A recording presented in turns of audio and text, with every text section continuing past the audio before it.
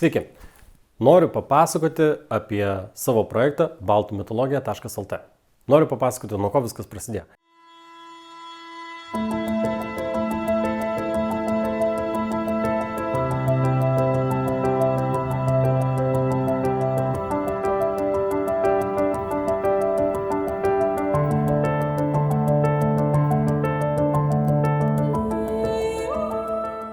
Baltų mitologija man visą laiką buvo įdomi, bet niekada neturėjau, kas mane deramai apšviestų.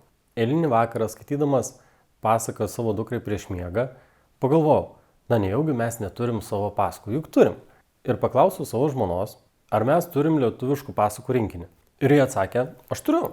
Davė man tą knygelę, kurioje yra sudėtos trumpos lietuviškos pasakos. Tai pradėjau ją skaityti ir kadangi užsiminėjau video produkciją, ieškojau, kokį įdomų turinį galėčiau pradėti kurti.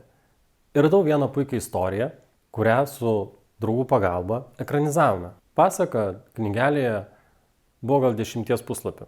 Vaizdo klipas vos iki 5 minučių. Tada aš pagalvojau, o kodėl negalime sukurti lietuviškos pasakos komikso. Ir štai, sukūrėme pirmąją pasaką apie labai populiarią būtybę, kurią žino visi, tai yra laumė. Nesumaišykite, laumė yra būtybė, ne dievybė. Ir būtent ši pasaka apie gerąją laumę, nes jų būna ir blogų. Taip. Tada sekė kiti įvykiai. Kartą vienam susitikime, vienam verslininkui užsiminiau apie savo kūrybinį projektą.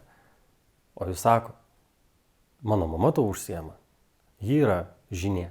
Paprašiau jos kontakto, susisiekiau, nuvažiavau ir mano gyvenimas apsivertė aukštyn kojomis. Tad šiuo metu pabaiginėjau ruošti jos parašytą rankraštį, iliustravome naujomis iliustracijomis ir sudėjome į naujo dar nematyto formato knygą. Šiame savo video dienoraštyje arba vloge, kaip kam patogiau, aš trumpai papasakosiu tam tikrus fragmentus iš šios knygos. Mūsų baltų mitologijos kultūra yra labai turtinga ir atskirai informacijos yra taip daug visokios, bet kai kur yra maišoma su folkloriniais elementais. Man asmeniškai besidominčiam būtent apie gyvenimo būdą, apie bioenergetiką, apie ezoteriką, apie šiek tiek labiau mistinius dalykus. Taip kad jeigu jums taip pat įdomu apie tai, prenumeruokite mano kanalą, klauskite, jeigu turite klausimų, būtinai prašau paspauskite. Jeigu iki šiol peržiūrėte šį klipą patinka, tai padės mano kanalui augti ir pasidalinkite su draugais. Ačiū Jums, palinkėsiu. Gyvenkite laimingai, gyvenkite prasmingai.